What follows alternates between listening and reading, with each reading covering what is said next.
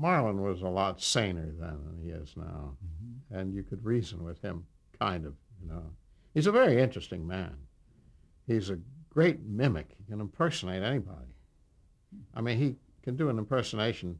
You know who Stanley Shapiro was? Yes. Well, Stanley Shapiro used to smoke a cigar. And when he drew the cigar away from his mouth, there was a bridge of spit that would go from his mouth to the cigar. And Marlon would impersonate him with the bridge of spit, if you can imagine it. Marlon, when we were friendly, he would come here. I tried to teach him to weld. I tried to teach him to fly. And he came in one day. They're making The Godfather.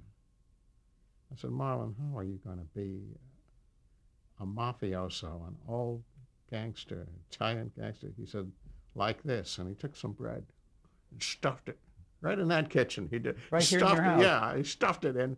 And he talked the way he talked in the picture. I just laughed. I said, you'll never get away with this. But when I saw the picture, at the end of 2 minutes, I began to believe it.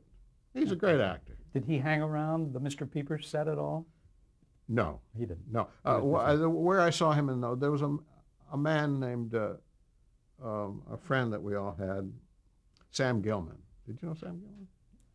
He was an actor. He was an actor who devoted his life to being Marlon's friend. That's sad. I worked sad. with him, yeah.